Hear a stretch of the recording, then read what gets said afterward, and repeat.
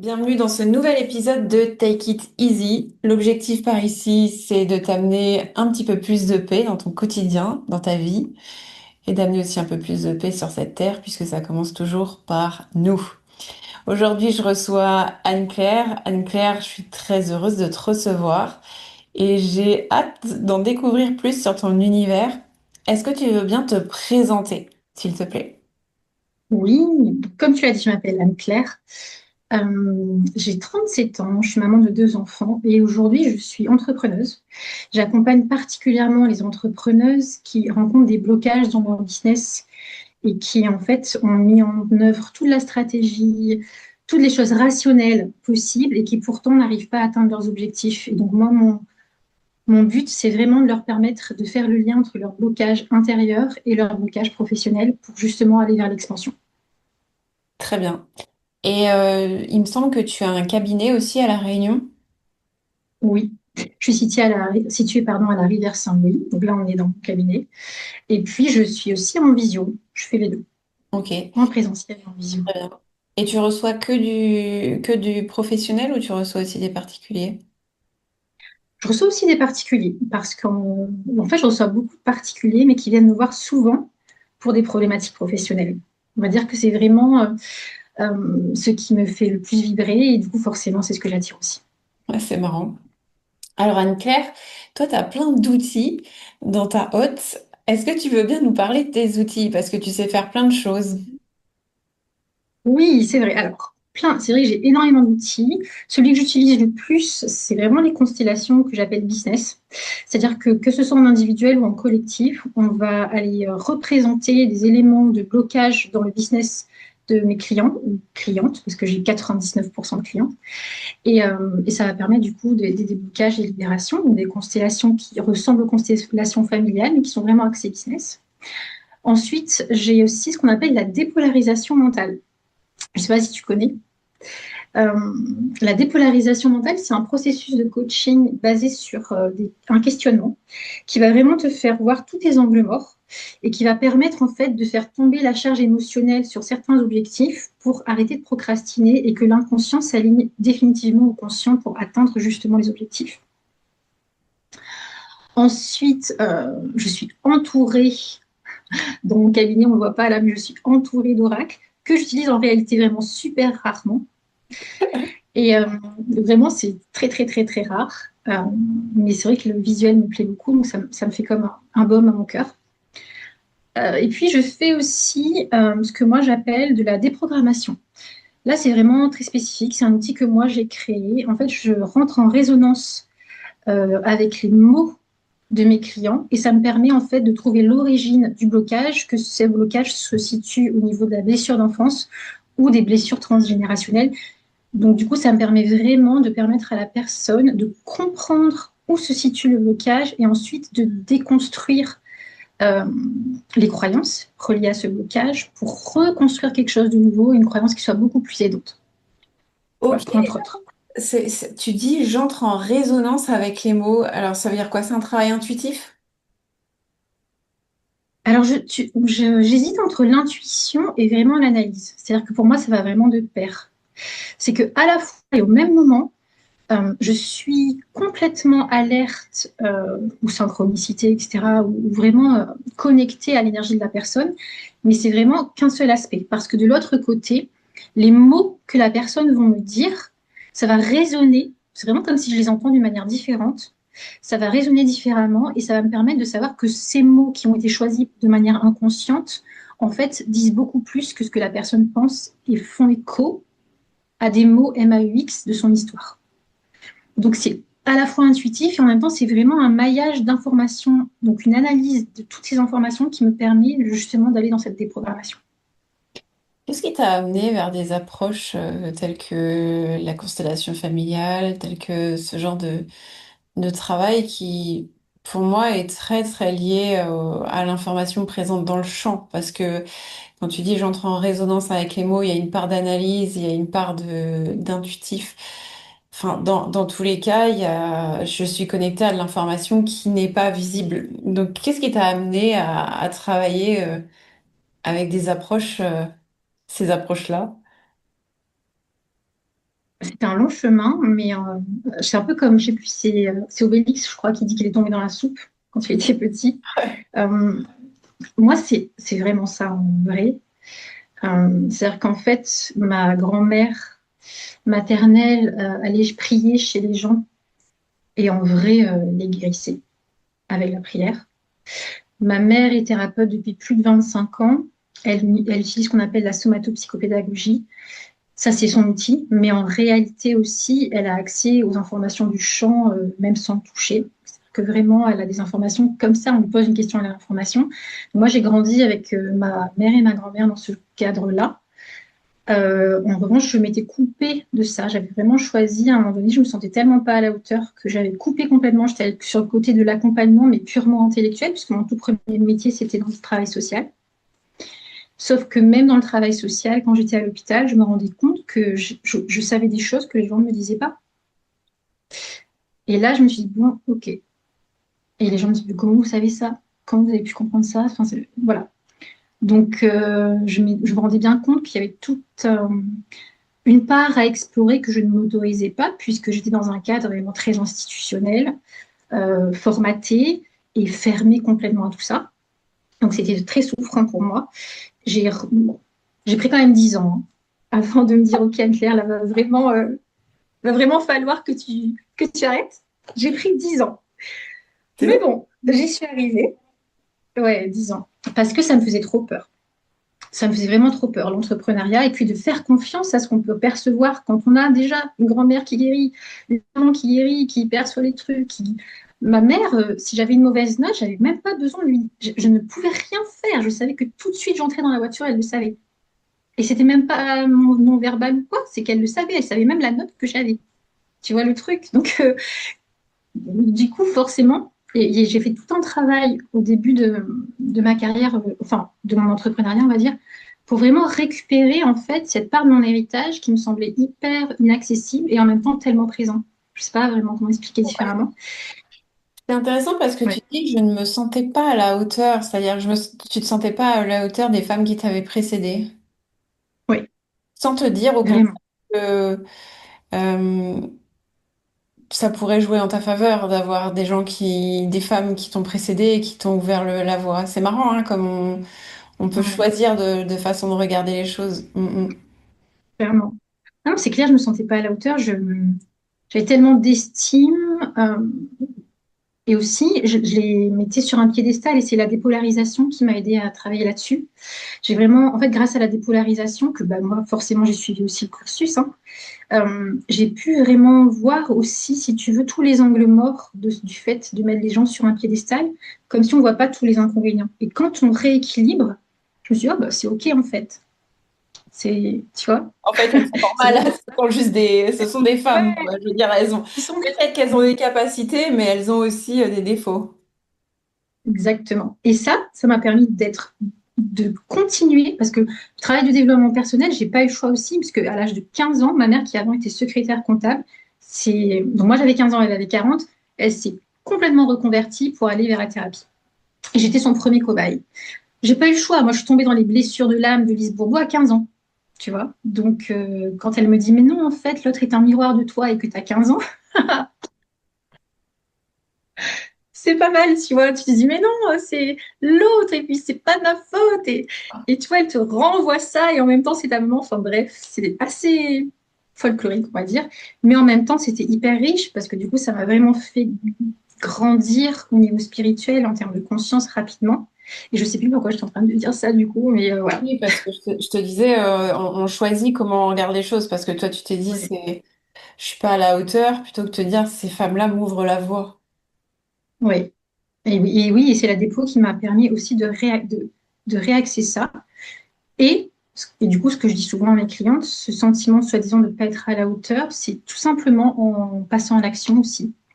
Tu vois, j'ai vu que chaque passage à l'action me faisait gagner en, en sérénité, en certitude intérieure, tu vois. Et ce qui fait que c'est comme ça qu'après, au fur et à mesure, je me suis accordé le droit, parce que c'est vraiment ça, hein, je me suis accordé le droit de me dire, OK, j'arrête le salariat et j'arrête les trucs uniquement intellectuels. Je fais les deux, en fait, parce que je suis les deux. Ouais, ouais, carrément. Bon, moi, je t'ai vu, j'ai organisé une journée à La Réunion il y a 2 semaines euh, pour rassembler quelques-unes de mes clientes, puisque tu es une de mes clientes, et tu étais présente, donc j'ai bien vu ton, ton regard sur l'autre, ton regard sur le monde, j'ai aussi senti ta présence, ton énergie. Pour moi, j'entends, je suis pas à la hauteur, peut-être que c'est bon, c'est passé, mais oui, pour moi, ça n'a absolument pas lieu d'être parce que tu as vraiment une présence et un regard. Ok, on comprend que tu as de la bouteille, quoi. On comprend, on le sent tout de suite en tout cas. Pas besoin, enfin, je savais pas moi tout Merci. ça, donc je le découvre, mais ça m'étonne pas des masses parce que c'est vraiment ce que j'ai pu ressentir en ta présence. Il y a quelque chose que tu voulais passer aujourd'hui comme message qui est que on peut choisir sa vie. Et quand tu as dit ça tout à l'heure, je t'ai demandé ce serait quoi ton grand message. Tu m'as dit on peut choisir sa vie. Et là, je me suis dit, wouh, c'est un message qui peut faire vraiment grincer des dents. Alors, comment est-ce que toi tu l'entends, ce message? Oui, oui. Il fait vraiment grincer des dents. S'il y a vraiment une chose aussi, une particularité chez moi, c'est que je dis pas que des choses qui font plaisir, ça c'est une certitude.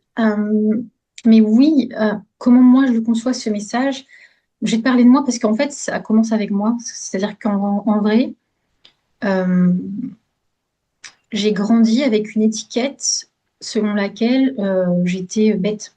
Vraiment, les gens autour de moi au départ croyaient que j'étais bête parce que j'avais un fonctionnement différent. Je vais donner un exemple, quand tout le monde dans la classe apprenait les jours de la semaine, moi, j'arrivais pas. Ça ne restait pas, tu vois, je retenais pas les jours de la semaine. Donc, c'est des petits trucs, des petites anecdotes comme ça, ou même on me comparait avec ma sœur, parce que ma sœur était toujours première de la classe et moi, j'étais toujours dans ma bulle, etc. Aujourd'hui, je sais que c'est mon fonctionnement différent, mais à l'époque, même avec justement des adultes éveillés autour de moi, on n'avait pas capté ça. Et donc, si tu veux, moi, j'ai grandi avec comme discours, mais de toute façon, c'est pas grave, si tu as pas ton bac, je te paie, mon père qui me disait, si tu as pas ton bac, bah, je te paierai pour être ma femme de ménage. C'est ça le Voilà, plan. ouais, c'est ça le plan. Merci, merci, merci. Plan de carrière, waouh. En sachant qu'en plus, dans sa bouche à lui, ça n'était absolument pas péjoratif, puisque sa mère était femme de ménage et que la mère de ma mère était femme de ménage. Donc, c'était juste un fait. Tu vois, c'était même pas. C'était un fait. Et ma mère qui disait, bah oui, bah voilà, hein, s'il n'y a pas de perspective, ce sera ça. Donc moi, j'ai grandi avec ça, tu vois. J'ai grandi avec ça, avec vraiment une peur de l'école, avec des zéros en dictée, enfin des trucs lourds, tu vois, des trucs vraiment, enfin lourds. Après, tout est relatif, hein, mais des vrais traumatismes pour l'enfant que j'étais. Et il y a un jour, il s'est passé un événement spécifique où ma mère a compris qu'en fait, cette éducation par la peur était en train vraiment de déchirer nos liens. Et à partir de là, elle m'a dit, écoute, tu fais comme tu veux, mais moi j'arrête. J'abandonne, je lâche prise, j'y peux plus rien. Fais comme tu peux à l'école. J'avais 14 ans. Et à partir de ce jour-là, je suis passée de 14e à première de la classe. J'ai commencé à aimer l'école. J'ai commencé à réussir à apprendre, à me souvenir des choses, etc., etc. Parce qu'en fait, j'avais plus cette pression sur moi. Et en fait, c'est pour ça que je dis choisir sa vie, parce qu'à un moment donné, quand elle m'a lâchée, je me suis posée, c'est comme si la responsabilité me revenait, tu vois. Où j'ai arrêté de dire c'est parce que j'ai peur de maman, ou c'est parce que ceci, ou c'est parce que cela. La responsabilité me revenait et j'ai commencé à changer mon regard et à m'investir. Et c'est là que ma vie a commencé à complètement changer et où en fait je suis passée, comme je disais, à je vais pas, tu vas être ma femme de ménage, à la première qui a un master dans la famille, avec mention. Donc tu vois, c'était complètement, enfin, la fille de 13 ans n'aurait jamais cru ça possible. Ça lui serait, enfin, c'est vrai, c'était impossible. Et en fait, c'est pour ça que je dis qu'il faut arrêter de choisir sa vie, parce qu'à partir du moment pour moi où tu comprends que tu es responsable, j'ai envie de dire à 100%, et je sais que ça va faire grincer les dents, mais tu es responsable à 100% des résultats ou de ce que tu crées dans ton existence, bah oui, ok, ça peut être un peu lourd, mais en même temps, c'est génial. Parce que ça veut dire que si tu poses de la conscience sur les choses qu'il y a à travailler, tout est possible en fait. Et donc, ouais, et cette notion d'arrêter de subir, je l'ai vécue à tellement de reprises.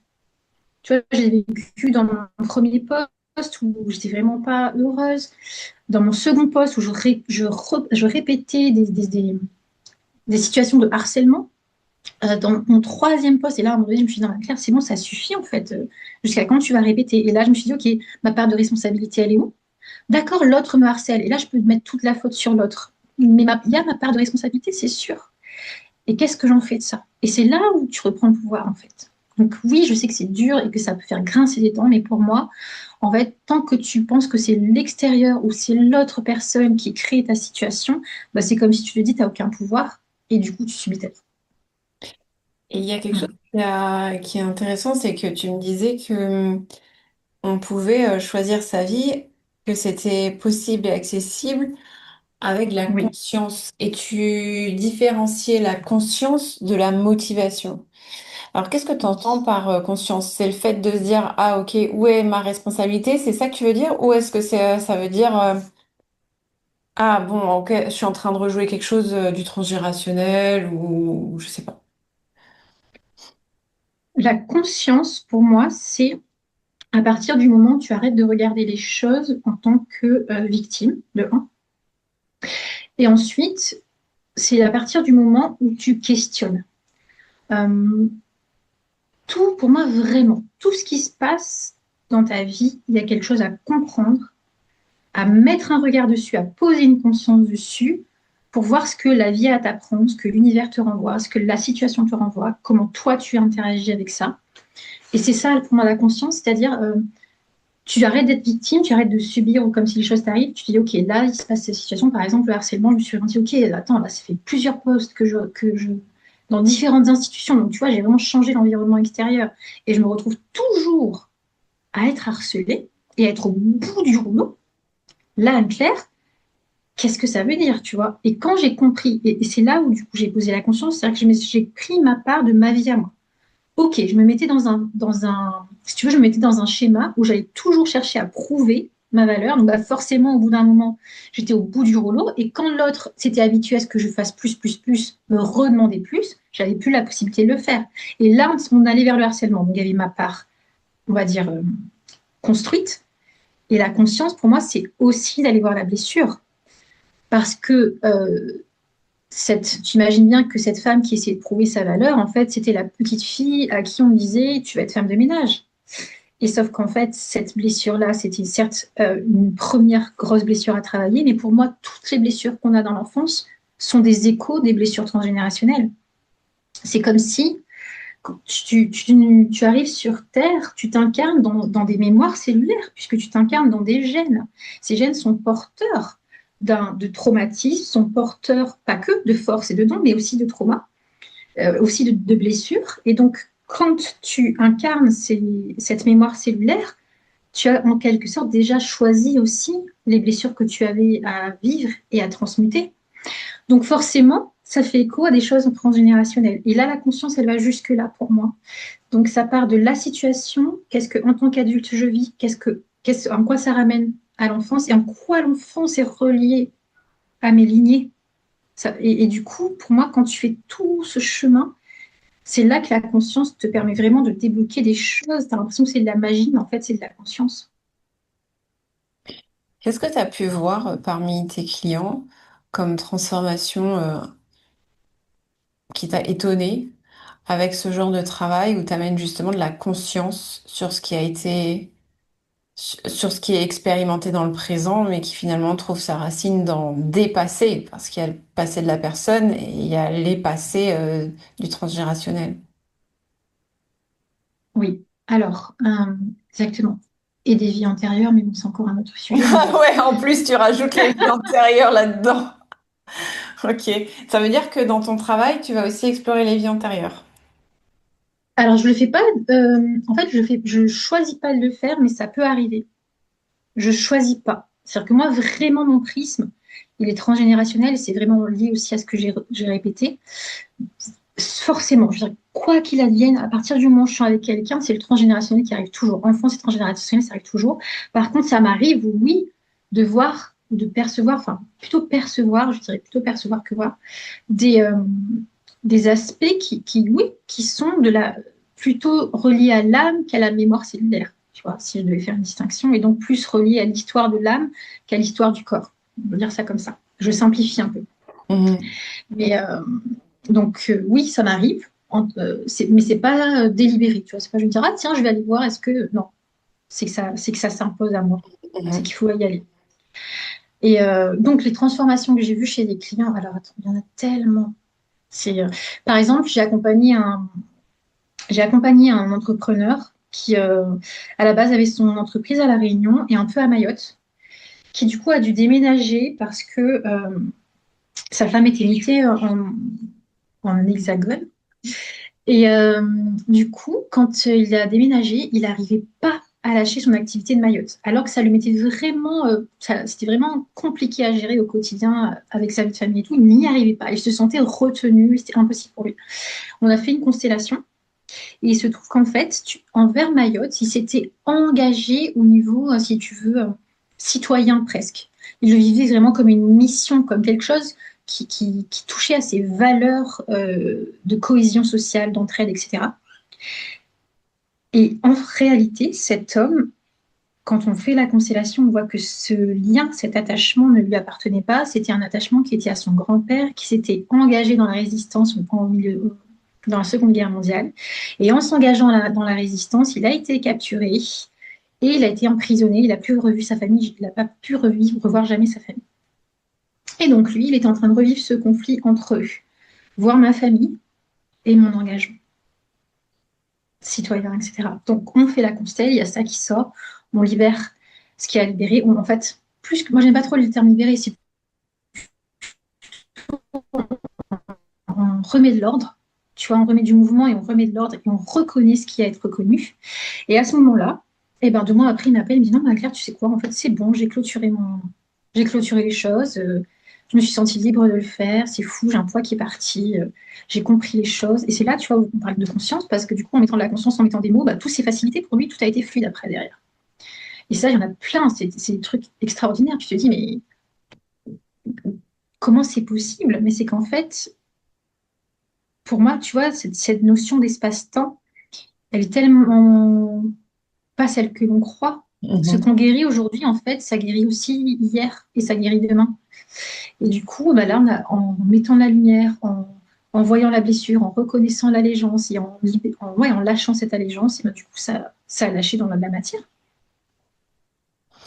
Et ça veut dire que pour les personnes qui nous écoutent et qui sont entrepreneurs ou, enfin, pour toutes les personnes qui se sentent attirées par ce que tu partages, puisque tu n'accompagnes pas que des entrepreneurs, mais à partir du moment où on sent que quelque chose freine, que quelque chose bloque, ou qu'on a la sensation de mettre beaucoup d'énergie dans quelque chose, ça veut dire finalement que c'est juste une information qui aurait quelque chose à explorer.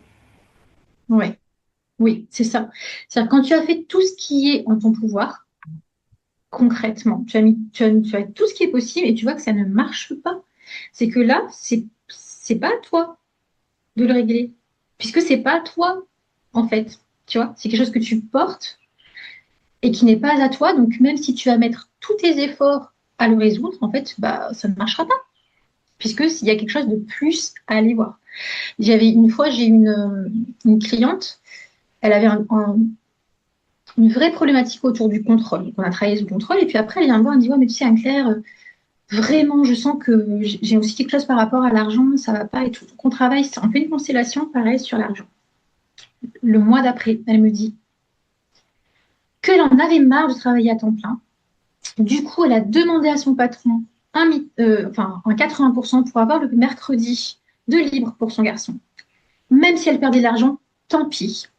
Il se trouve que son patron lui a dit, mais non, tu ne peux pas perdre autant sur ton salaire. Donc, avant de la passer à 80%, il l'a augmenté pour que quand elle passe à 80%, elle ait le même salaire avec une journée en moins et qu'elle puisse passer du temps avec son fils. Le délire, tu vois, ça, elle n'aurait jamais pu même imaginer ça. Tu vois le truc? C'est dingue. Elle m'appelle, elle me dit, mais Claire, tu te rends compte, j'ai lâché alors que j'étais en contrôle, j'avais peur, mais j'ai lâché après la constelle et puis je me suis dit, tant pis pour l'argent parce que le plus important, c'est l'amour que j'ai envie de partager avec mon fils les mercredis. Et voilà, des trucs, mais tu vois, vraiment incroyable, incroyable. Mais comment Moi, t'expliques même, ça, tu vois, parce que euh, moi j'ai déjà entendu ça aussi. Ok, t'as une problématique sur l'argent, on va faire une constellation familiale, etc. Bon, ok, mais comment t'expliques ça que ce genre de travail puisse faire des différences aussi énormes dans la vie en un claquement de doigts, parce que c'est pas, ça se passe pas 10 ans après, ça se passe dans la foulée. ouais, oui. Alors, pour moi, quand on fait une constellation, déjà, il y a plusieurs choses qui entrent en considération. Ce qui est vraiment important, c'est la confiance. Tu vois, c'est comme si plus... En fait, tu sais, tu le sais, nos croyances déterminent forcément nos émotions et nos actions derrière. C'est une évidence. Donc, quelqu'un qui vient me voir mais qui n'y croit pas du tout, c'est pas que ça va pas faire effet, c'est que ça va avoir beaucoup moins d'impact parce que dans son spectre à lui, ça ne marche pas. Si dans ton spectre à toi, ça ne marche pas, même si tu peux voir des résultats, tu ne feras pas le lien avec la constellation puisque avec tes lunettes à toi, ça ne fonctionne pas. Donc déjà, il y a ça. Il y a la confiance qui est pour moi vraiment un élément déterminant puisque tes croyances, si tu te dis, ouais, je vais faire la constellation et je sais, j'y crois à fond, forcément, tu vas faire des liens là où d'autres ne le feront pas. Ensuite, donc ça, c'est vraiment le côté propre au client. Ensuite, pour moi, c'est que quand on est dans la constellation, on va vraiment, tu sais, souvent, je donne cette image de l'arbre généalogique où tu vois que ça fait vraiment comme un arbre, etc., avec des racines qui s'ancrent, qui ensuite vont dans la terre, et que la sève, elle doit passer par toutes les racines pour arriver jusqu'à toi. Si tu es un peu en bas de l'arbre, bah, la sève, elle doit passer par toutes les racines. Mais si au plein milieu de l'arbre, tu as un énorme nœud qui bloque la sève, eh bien cet énorme nœud qui bloque la sève fait que toi, tu n'es pas nourri en fait. Mhm. Sauf que là, pour prendre l'exemple par exemple de l'argent, mais c'est pareil pour l'amour, c'est pareil pour la prospérité, c'est pareil pour la visibilité. En fait, tout ça, c'est une question d'énergie. Donc, à partir du moment où tu vas dans le nœud et où, comme un rayon laser, tu vas dénouer ce qui doit être dénoué, ça permet à la sève d'arriver jusqu'à toi. Encore faut-il être à ta juste place, hein. Par contre, moi, je ne fais jamais aucune constellation avant de faire une constellation de la place. Parce que si on défait le nœud, mais que toi, tu es sur ton côté, tu n'es pas à la place de ta racine, on va dire, bah, tu vas quand même pas recevoir les effets ou de manière moindre, tu vois. Wow, c'est En la tout première cas, fois que j'entends ça, tu vois, et je me suis formée en constellation familiale. C'est la première fois que j'entends ça, donc c'est génial. ouais. Moi, pour moi, c'est essentiel parce que, ouais, à chaque fois, j'explique ça, je me dis, mais non, Ouais, ça fait. en fait, ça fait sens, tu vois, si t'es pas à ta place, bah, tu peux pas recevoir l'énergie qui t'est due, en fait. C'est Ouais. logique. Donc, je fais toujours une constellation de la place et, euh, et du coup, après, bah oui, tu défais le nœud, tu es à ta place, tu reçois ce que tu as à recevoir, en fait. C'est juste presque mathématique pour moi. C'est peut-être très perché, mais c'est quand même mathématique parce que dans la constellation, tu dénoues quand tu appliques, tu sais, le principe de vérité où tous ces non-dits qui n'ont jamais été prononcés, ce sont vraiment de l'émotion refoulée. Donc, c'est énormément d'énergie aussi. Et ces émotions refoulées-là, quand tout à coup tu libères la parole, bah, c'est l'émotion qui recircule. Et à partir du moment où ça circule après dans la matière aussi. En tout cas, Ok. c'est ma pensée. Ok, donc ce qui explique que ça se concrétise aussi vite dans la matière, dans ce que je comprends de ce que tu nous partages, c'est que finalement on vient remettre du mouvement dans le Oui, subtil. on vient de remettre du mouvement, oui. Et du coup, on libère les flux. Pour moi, vraiment, la conciliation, ça permet de libérer les flux, que les choses circulent. Tu vois, c'est le mouvement, si tu veux, des éléments, mais c'est aussi le mouvement d'énergie. Enfin, ouais, c'est ça. Ok, super, c'est super intéressant. Bon, ça donne envie de travailler avec toi, ça c'est clair. Écoute, tu es la bienvenue. Tout le monde est bienvenu. Ouais, ouais. Très bien. Qu'est-ce que ça a changé dans ta vie au quotidien d'avoir cette capacité à te connecter à tous ces espaces-là? Parce que non seulement tu te connectes au champ, mais en plus de ça, toi, tu as la capacité de remonter dans le transgénérationnel, tu perçois des vies antérieures. C'est quoi la vie d'Anne-Claire avec ses capacités? Alors, c'est une très bonne question. Euh, je me, je me demande même si ça existait la vie d'Anne-Claire sans ça. Tu vois, en fait, il y a eu deux moments, on va dire. Il y a eu vraiment le moment où par rapport à ça, j'étais toujours en demande de ma maman ou de ma grand-mère. Ma grand-mère, c'est plus le cas à l'heure actuelle puisqu'elle est vraiment en fin de vie. Et puis, il y a eu des moments où j'ai repris aussi de ma part et du coup, je le fais aussi pour moi-même, même pas tout à toujours. Hein, on a toujours besoin, pour moi, on a toujours besoin si tu regardes l'autre. C'est essentiel. Vraiment, je pense qu'il y a des moments, nos angles morts, si ce sont nos angles morts, c'est qu'on a besoin aussi d'un regard sur ces angles morts. Mais la vie au quotidien d'Anne-Claire, en gros, c'est que déjà, je prends aucune décision simplement avec ma tête. Si tu veux, je vais toujours aller chercher ça fait quoi dans mon corps, ça fait quoi dans mon cœur. Parce qu'en plus, je sais que c'est irrémédiable. C'est-à-dire que vraiment, quand je prends une décision qu'avec ma tête, tout de suite, mon corps, il réagit là. Moi, Mhm. c'est direct. Vraiment, une fois, avant de me lancer dans l'entrepreneuriat, je me suis dit, je vais repostuler à un poste. Pendant 2 mois où j'ai postulé, limite, je n'arrivais plus à marcher tellement j'avais des douleurs. Donc, ah oui, c'était à ce point. Donc, et puis quand j'ai dit non, après 4 entretiens, je me suis dit non, vraiment, je peux pas. Je dis non. Bah, tout à coup, j'ai plus de douleur. Donc, tu vois, donc, toutes les décisions que je prends, elles vont toujours avoir cet aspect où, ok, d'abord, je vais voir qu'est-ce que ça fait dans mon corps. Et puis ensuite, ça m'a vraiment permis de. Ouais, C'est intéressant vas-y. parce que je te pose la question et alors comme tu as des outils intuitifs, la réponse aurait pu être, bon, bah, je reste pas que dans le mental, mais je vais aussi explorer la partie intuitive.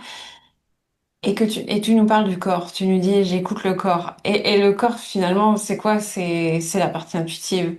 Donc je trouve ça bien parce que c'est peut-être plus simple pour la personne qui nous écoute de se dire ah en fait l'intuition c'est revenir au ressenti du corps. Qu'est-ce que le corps il vient me dire? Je sais pas si tu partages ce point de vue. Ah si, si, si. Le corps, il sait toujours. Notre corps, il est, tu sais, le nombre de fois où tu entres dans une pièce, tu te sens pas bien. Et là, tu peux pas dire que c'est l'intellectuel, tu t'es même pas connecté intentionnellement. C'est ton corps qui t'a tout de suite dit, écoute, non, là, sors de là. Tu vois, ou t'es avec quelqu'un et tu sens pas. Tu sens pas la personne, tu ne sais pas pourquoi. Ça veut pas dire qu'elle est mauvaise, ça veut juste dire que bah, c'est pas pour toi, en fait. Et moi, ça, c'est essentiel. Et en fait, comme je l'ai pendant longtemps, tu sais, je me suis pas écoutée au niveau de mon corps sur plein de choses. Donc, dans ma première vie professionnelle, on va dire ça comme ça. Maintenant, c'est systématique. Il faut que j'écoute. Enfin, c'est même pas il faut, c'est comme ça. J'écoute mon corps parce que je sais que mon corps, il sait. Mon Mhm. corps, il sait. Et donc, voilà, ça va toujours être d'écouter mon corps. Et puis, dans mes interactions, je vais passer beaucoup plus vite à autre chose. C'est-à-dire que quelqu'un va me dire un truc qui va me piquer. Peut-être que je vais être dans la réaction, mais très rapidement, je vais me dire, OK, si ça m'a piqué, c'est qu'il y a quelque chose là. Si ça m'a piqué, qu'est-ce que ça a piqué? Parce que forcément, ça me renvoie à quelque chose. Et donc, je le travaille. La dernière fois, je n'arrêtais pas de reprocher à mon conjoint, tu me vois pas, tu sais, je suis pas, je suis invisible à tes yeux. Tu me vois pas, tu me vois pas. En une semaine, je lui dis ça 5 fois. Et quand je me suis rendu compte de ça, je me suis dit, non, bah, Anne-Claire. Et là, je me suis dit, écoute, chérie, désolée, en fait, ça parle pas de toi, ça parle de moi. Désolée, j'ai bien capté, ça vient de moi, là. Mea culpa, je vais aller faire ce qu'il faut. Et là, je me dis, ok, bon, si j'arrête pas de répéter ça, qu'est-ce qui me fait dire ça? Et je savais très bien. On était sur les réseaux, je commençais à essayer de développer ma visibilité, j'avais l'impression que ça fonctionnait pas. Ben voilà, en fait, ce qui est en train de se jouer, tu vois. Et ça, c'est tout le temps. C'est tout le temps, tout le temps. C'est-à-dire que je n'ai même plus la possibilité de faire autrement. Je sais que quand quelque chose me pique, ça parle de moi. Ça veut dire que là, en même temps, t'as plus la possibilité de décharger ta responsabilité sur les autres. C'est Non, ballot. c'est mort. C'est plus possible, ça. C'est plus possible. Mais ouais, non, c'est clair. Mais du coup, ça veut aussi dire que, tu sais, quand je vois que l'autre le fait sur moi, et Tu là, je me refuses. dis, bon, ben, je refuse. Et j'essaie de renvoyer avec le maximum de douceur, mais je renvoie aussi, parce que je sais que c'est humain. Mais je vois, maintenant, je sais trop quand on me reproche des choses, quand on me dit des choses, quand les gens sont vexés, alors que moi, mon cœur était vraiment net. Je me dis, bon, comment je fais passer le message différemment, tu vois? Ouais, merci pour ce rappel. Euh, Comment est-ce qu'on peut travailler avec toi, Anne-Claire? Tu nous as parlé de ton accompagnement en ligne ou au cabinet, mais moi j'aimerais bien savoir c'est quoi le process parce que tu nous as parlé de Ok. plusieurs outils, mais c'est quoi le Oui. process? Alors, le process, c'est que tout part d'un bilan de 3 heures. Ça peut paraître long, mais en fait, c'est super rapide. Quand on est dedans, on ne voit vraiment pas passer. Où dans ce bilan, les personnes, elles arrivent exactement avec qui elles sont et exactement avec ce qu'elles ont comme info au moment T sur leur histoire. Et où là, je les écoute, tout simplement. Et comme la résonance par les mots, chez moi, enfin, c'est même pas quelque chose auquel je réfléchis, tu vois, ça se fait Mhm. directement. Du coup, pendant ces 3 heures-là, on va aller parler de leurs blocages, de leurs objectifs, beaucoup de leurs émotions. Et ça me permet en fait de faire une cartographie des axes de travail à poser. Que ce soit, et c'est la cartographie me permet de définir des outils. C'est-à-dire que parfois, il y a des gens, ils ont des grosses peurs. Je sais que ces peurs-là, ça va être en dépôt qu'elles vont lâcher. Et d'autres fois, je sais que les peurs, ben là, non, ça va être en constel. C'est-à-dire que vraiment, en fonction de la personne, je vais individualiser l'accompagnement derrière et lui dire, OK, il te faut, je ne sais pas moi, 4 séances. Et dans ces séances, on va faire de la dépôt, du transgé ou une constel, etc. Donc ça, c'est vraiment tout part du bilan. Et à partir de là, l'accompagnement, enfin, il dure entre, on va dire, 4 à 6 mois après. Ah ouais, Ouais. parce que tu mets du temps entre chaque session. Oui, en fait, je mets au moins 2 semaines, 2 à 3 semaines entre chaque session, parce que s'il y a quelque chose qu'il faut vraiment savoir sur mon accompagnement, c'est que je ne sais pas faire en superficialité. C'est vraiment pas ma façon d'opérer. C'est voilà, on va dans le sujet et on y va profondément parce que c'est comme ça que je travaille et parce que du coup, si tu veux, quand on sort d'une séance, c'est pas on s'est détendu en fait, c'est qu'on a pris conscience de plein de choses. On a les axes d'amélioration, on sait exactement ce qu'il faut faire, et puis on y va, quoi. Et ça, bah, il faut au moins 2 à 3 semaines pour mettre en place les choses entre, pour voir les effets, pour récupérer. Enfin voilà, si tu veux, ça se coordonne après sur 2 à 3 semaines entre les séances pour aller vraiment, c'est vraiment un travail de fond, si tu veux, que je fais. Puisqu'on remonte à l'origine, c'est un travail de fond. Très bien, donc il y a un temps d'intégration finalement, à chaque fois. Oui, et de mise en pratique. Parce qu'au-delà des outils, comme je te l'ai dit, moi, depuis 15 ans, depuis l'âge de 15 ans, je suis dans tout ce qui est spiritualité, développement personnel, mais aussi psychologie, euh, physique quantique. Enfin, tout ça, c'est des sujets qui me passionnent depuis, bah, là, j'en ai 37, donc ça fait un petit paquet de temps. Et donc, forcément, en même temps, je vois, si c'est-à-dire que pour moi, tout est limpide de comment la personne, quel outil elle doit mettre en place, quelles actions elle doit mettre en place. Tout, il y a vraiment un plan d'action derrière, après chaque session. Donc, oui, il faut les mettre en place aussi. Parce que là, pour moi, c'est pas simplement en séance que ça se joue, tu vois. C'est aussi la séance, elle est là. Et on débloque, on voit, on met en conscience, mais derrière, c'est toi. Tu vois, donc derrière, c'est toi qui poses des actions pour qu'il y ait encore plus d'effets et que ta vie change. Ce que tu es en train de nous dire là, c'est que t'es pas magicienne, c'est ça? Exactement. Exactement. J'ai beaucoup d'outils et oui, je suis connectée et en même temps, j'ai un degré d'analyse qui est fin, mais je ne peux pas faire à ta place. Ouais, donc là, tu nous renvoies à notre responsabilité au final. Ça, c'est ton grand message. Ah ouais, grave. C'est bien Si parce vous que c'est voulez un rester message. victime, ne venez pas. Ah Vraiment, ouais, c'est pas ouais, c'est bien. C'est un message que je partage. Tu disais quoi quand si vous voulez pas être responsable, ne venez pas, c'est ce que tu disais? bon. Non, si vous voulez rester victime, ne venez pas. Moi, j'ai déjà arrêté les accompagnements pour ça parce que les gens viennent me voir, ils me disent oui, ça va pas, etc., etc. Plein, plein, plein. Donc, je peux accueillir la plainte, il n'y a pas de problème. Je peux l'accueillir sur une séance, voire deux, mais par contre, à un moment donné, si tu as tous les outils et que tu ne mets pas en action parce que tu as plus de bénéfices cachés à rester dans la victimisation qu'à bouger, bah, j'arrête, tout simplement. Ça m'intéresse pas. Oui, et C'est puis aussi cru, hein. Je sais que c'est cru, mais je suis pas la bonne personne pour ça, oui, tout simplement. oui. Enfin bon, de toute façon, là, c'est pas toi qu'il faut aller voir si on veut rester dans la plainte comment on dit? Ad vitam aeternam. Ah, merci. Merci beaucoup. Il vaut mieux aller voir un psy que tu payes à l'heure et qui t'écoute parler, ce sera vachement mieux. Ce Exactement. sera vachement mieux. Tu pourras aller voir des années et rien ne changera dans ta vie et voilà. Ou en tout cas, pas aussi vite que si tu fais un travail actif quelque part et conscient. On revient au conscient. Très bien, je te remercie pour pour ce bel éclaircissement. Je vais mettre sous cet épisode tous les liens pour te retrouver sur les réseaux, pour travailler avec toi, pour te contacter éventuellement si les personnes ont des questions. Quel est ton mot de la fin, celui que tu aimerais partager à la personne qui nous écoute, ce qu'elle aurait besoin d'entendre éventuellement, ou ce que tu aimerais qu'elle entende aujourd'hui? Ce que j'aimerais qu'elle entende aujourd'hui, c'est de croire que c'est possible aussi pour elle, que le changement profond et d'aller vers une vie qui te ressemble vraiment, qui te fait kiffer, que tu aimes et où tu es heureux, heureuse, c'est possible pour toi aussi. Parce que beaucoup de gens vont se dire que les autres y arrivent, mais pas eux. Et la toute première étape, c'est de se dire, OK, mais en fait, si les autres, c'est possible pour les autres, ça l'est pour moi. C'est pas parce que c'est possible pour Anne-Claire ou pour Léa que c'est pas possible pour moi. Mm. Voilà, D'ailleurs, je sais pas pour toi, mais c'est pas parce que j'ai un certain niveau de réussite qu'il n'y a pas des moments où je me dis, est-ce que ça va marcher? Est-ce que je vais y arriver? Donc, clairement. le doute fait partie du chemin quand même.